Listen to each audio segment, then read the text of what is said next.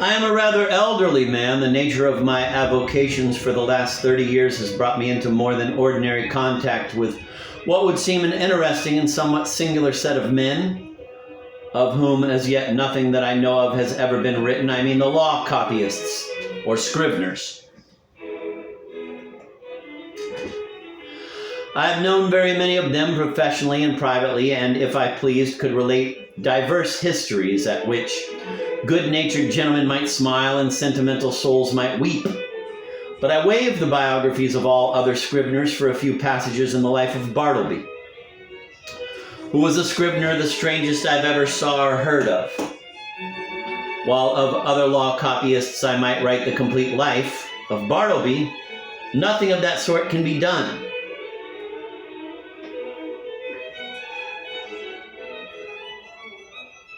I believe that no materials exist for a full and satisfactory biography of this man. It is an irreparable loss to literature. Bartleby was one of those beings of whom nothing is ascertainable, except from the original sources, and in this case, those are very small. What my own astonished eyes saw of Bartleby, that is all I know of him, except, indeed, one vague report which will appear in the sequel.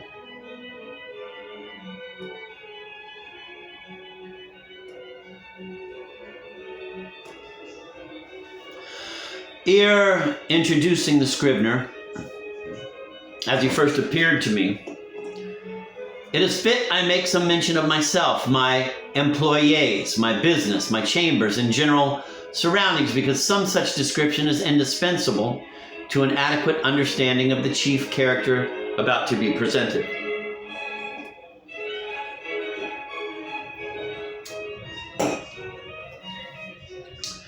Imprimis, I am a man who from his youth upward has been filled with a profound conviction that the easiest way of life is the best. Hence, though I belong to a profession proverbially energetic and nervous, even to turbulence at times, yet nothing of that sort have I ever suffered to invade my peace. I am one of those unambitious lawyers who never addresses a jury or in any way draws down public applause, but in the cool tranquility of a snug retreat, do a snug business among rich men's bonds and mortgages and title deeds. All who know me consider me an eminently safe man.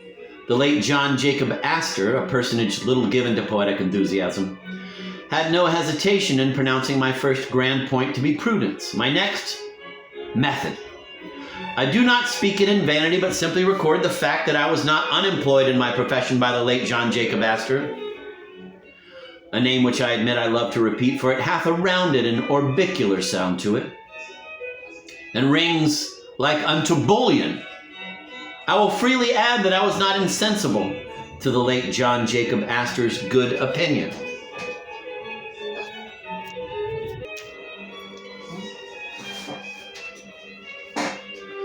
Sometime prior to the period at which this little history begins, my avocations had been largely increased. The good old office, now extinct in the state of New York, of a master in chancery, had been conferred upon me. It was not a very arduous office, but very pleasantly remunerative.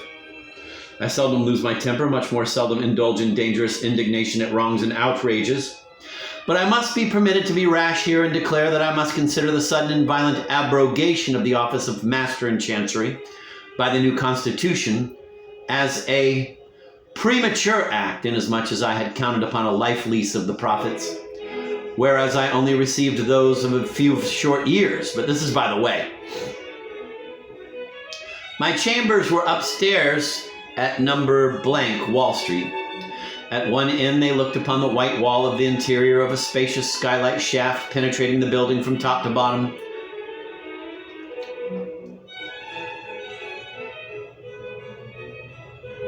This view might have been considered rather tame than otherwise, deficient in what landscape painters call, quote, life, end of quote. But if so, the view from the other end of my chambers offered at least a contrast, if nothing more. In that direction, my windows commanded an unobstructed view of a lofty brick wall, black by age and everlasting shade, which wall required no spyglass to bring out its lurking beauties, but for the benefit of all nearsighted spectators, was pushed up to within 10 feet of my window panes. Owing to the great height of the surrounding buildings and my chambers being on the second floor, the interval between this wall and mine not a little resembled a huge square cistern. At the period just preceding the advent of Bartleby, I had 2 persons as copyists in my employment, and a promising lad as an office boy. First, turkey. Second, nippers. Third, ginger nut. These may seem names, the like of which are not usually found in the directory. In truth, they were nicknames mutually conferred upon each other by my 3 clerks, and were deemed expressive of their respective persons or characters. Turkey was a short, pursy Englishman of about my own age, that is, somewhere not far from 60.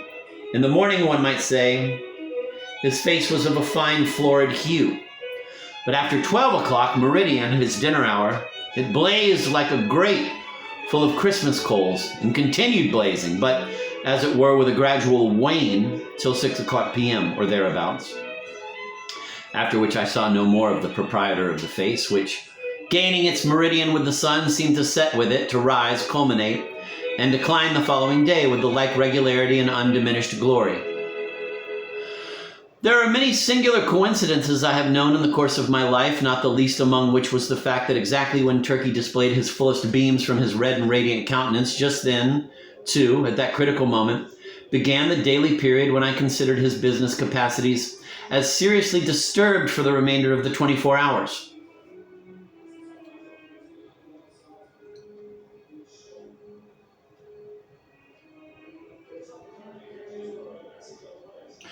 Not that he was absolutely idle or averse to business then. Far from it. The difficulty was he was apt to be altogether too energetic. There was a strange, inflamed, flurried, flighty recklessness of activity about him. He would be incautious in dipping his pen into his inkstand. All his blots upon my documents were dropped there after 12 o'clock meridian. Indeed, not only would he be reckless and sadly given to making blots in the afternoon, but some days he went further and was rather noisy. At such times, too, his face flamed with augmented blazonry, as if cannel coal had been heaped on anthracite. He made an unpleasant racket with his chair, spilled his sandbox, in mending his pens, impatiently split them all to pieces, and threw them on the floor in a sudden passion. Stood up and leaned over his table, boxing his papers about in a most undecorous manner. Very sad to behold in an elderly man like him, nevertheless, as he was in many ways the most valuable person to me, and all the steadiest creature, too, accomplishing a great deal of work in a style not easy to be matched. For these reasons, I was willing to overlook his eccentricities, though indeed occasionally I remonstrated with him. I did this very gently, however, because though the civilest, nay, the blandest and most reverential of men in the morning, yet in the afternoon he was disposed upon provocation to be slightly rash with his tongue, in fact, insolent. Now, valuing his morning services as I did, and resolving not to lose them, yet at the same time made uncomfortable by his inflamed ways after 12 o'clock, and being a man of peace, unwilling by my admonitions to call forth unseemly retorts from him, I took upon me one Saturday noon, he was always worse on Saturdays, to hint to him very kindly that perhaps now that he was growing old, it might be well to abridge his labors. In short, he need not come to my chambers after 12 o'clock, but dinner over, had best go home to his lodgings and rest himself till tea time. But no, he insisted upon his afternoon devotions. His countenance became intolerably fervid, as he oratorically assured me, gesticulating with a long ruler at the other side of the room, that if his services in the morning were useful, how indispensable then in the afternoon? With submission, sir, said Turkey on this occasion, I consider myself your right-hand man. In the morning I but marshal and deploy my columns, but in the afternoon I put myself at their head and gallantly charge the foe thus! And he made a violent thrust with the ruler.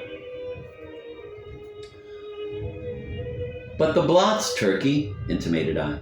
True, but with submission, sir, behold these hairs. I'm getting old. Surely, sir, a blot or two of a warm afternoon is not to be severely urged against gray hairs. Old age, even if it blot the page, is honorable. With submission, sir, we both are getting old. This appeal to my fellow feeling was hardly to be resisted.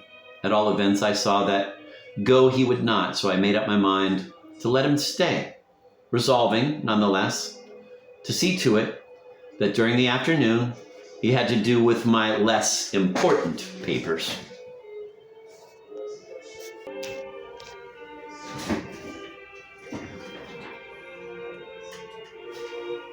This appeal to my fellow feeling was hardly to be resisted. At all events, I saw that go he would not, so I made up my mind to let him stay, resolving nevertheless to see to it that during the afternoon he had to do with my less important papers. Nippers, the second on my list, was a whiskered, sallow, and upon the whole rather piratical-looking young man of about 25. I always deemed him the victim of two evil powers, ambition and indigestion. The ambition was evinced by a certain impatience of the duties of a mere copyist, an unwarrantable usurpation of strictly professional affairs, such as the original drawing up of legal documents. The indigestion seemed betokened in an occasional nervous testiness and grinning irritability, causing the teeth to grind together over mistakes committed in copying, unnecessary maledictions, hissed rather than spoken in the heat of business, and especially by a continual discontent with the height of the table where he worked. Though of a very ingenious mechanical turn, Nippers could never get this table to suit him. He put his chips under it, blocks of various sorts, bits of pasteboard, and at last went so far as to attempt an exquisite adjustment by final pieces of folded blotting paper, but no invention would answer. If, for the sake of easing his back, he brought the table lid at a sharp angle well up toward his chin and wrote there like a man using the steep roof of a Dutch house for his desk, then he declared that it stopped the circulation in his arms. If now he lowered the table to his waistbands and stooped over it in writing, then there was a sore aching in his back. In short, the truth of the matter was Nippers knew not what he wanted, or if he wanted anything, it was to be rid of a Scrivener's table altogether. Among the manifestations of his diseased ambition was a fondness he had for receiving visits from certain ambiguous-looking fellows in seedy coats whom he called his clients. Indeed, I was aware that not only was he at times considerable of a ward politician, but he occasionally did a little business at the justices' courts, and was not unknown on the steps of the tombs. I have good reason to believe, however, that one individual who called upon him at my chambers and who, with a grand air he insisted was his client, was no other than a dun and the alleged title deed a bill. But with all his failings and the annoyances he caused me, Nippers, like his compatriot Turkey, was a very useful man to me, wrote a neat, swift hand, and when he chose was not deficient in a gentlemanly sort of deportment. Added to this, he always dressed in a gentlemanly sort of way and so incidentally reflected credit upon my chambers. Whereas, with respect to Turkey, I had much ado to keep him from being a reproach to me. His clothes were apt to look oily and smell of eating houses. He wore his pantaloons very loose and baggy in summer. His coats were execrable, his hat not to be handled. But while the hat was a thing of indifference to me, inasmuch as his natural civility and deference, as a dependent Englishman, always led him to doff it the moment he entered the room, yet his coat was another matter. Concerning his coats, I reasoned with him, but with no effect. The truth was, I suppose, that a man with so small an income could not afford to sport such a lustrous face and a lustrous coat at one and the same time. As Nippers once observed, Turkey's money went chiefly for red ink. One winter day I presented Turkey with a highly respectable-looking coat of my own, a padded gray coat of a most comfortable warmth, and which buttoned straight up from the knee to the neck.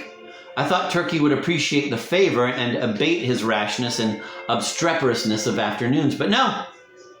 I verily believe that buttoning himself up in so downy and blanket-like a coat had a pernicious effect upon him, upon the same principle that too much oats are bad for horses.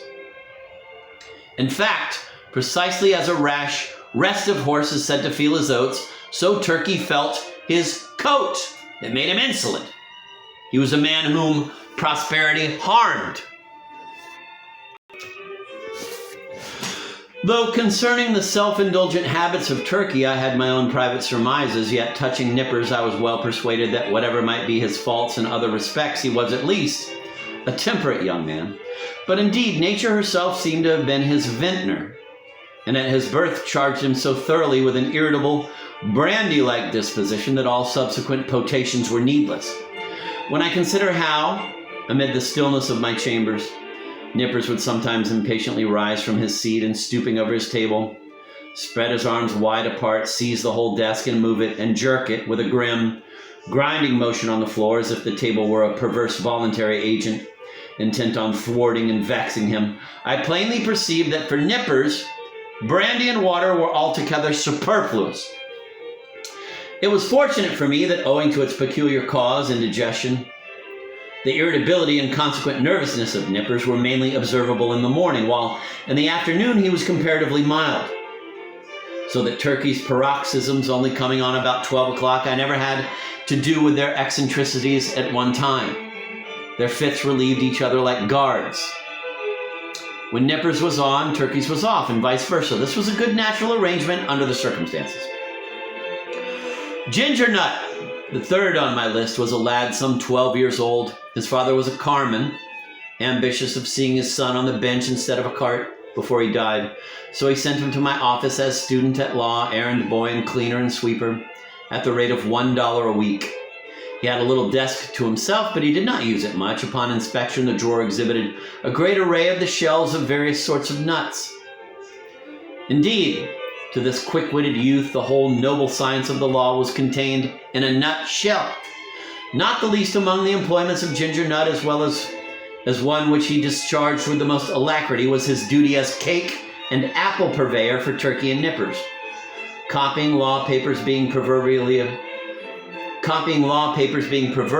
a dry, husky sort of business, my two Scriveners were fain to moisten their mouths very often with Spitzenbergs to be had at the numerous stalls nigh the custom house and post office. Also, they sent Ginger Nut very frequently for that peculiar cake, small, flat, round, and very spicy, after which he had been named by them. Of a cold morning when business was but dull, Turkey would gobble up scores of these cakes as if they were mere wafers. Indeed, they sold them at the rate of 6 or 8 for a penny, the scrape of his pen blending with the crunching of the crisp particles in his mouth. Of all the fiery afternoon blunders and flurried rashness of Turkey was his once moistening a ginger cake between his lips and clapping it on to a mortgage for a seal. I came within an ace of dismissing him then, but he mollified me by making me an oriental bow and saying, "With submission, sir, it was generous of me to find you in stationery on my own account."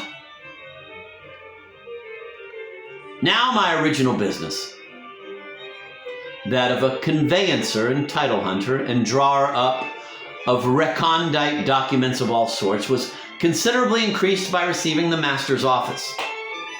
There was now great work for Scriveners. Not only must I push the clerks already with me, but I must have additional help in answer to my advertisement. A motionless young man one morning stood upon my office threshold, the door being open, for it was summer. I can see that figure now, pallidly neat, pitiably respectable, incurably forlorn. It was Bartleby.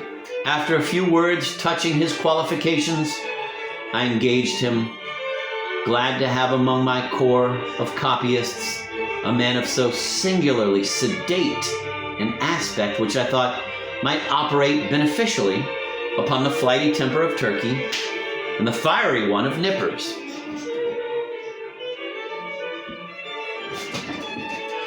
I should have stated before that ground glass folding doors divided my premises into 2 parts, one of which was occupied by my Scriveners, the other by myself.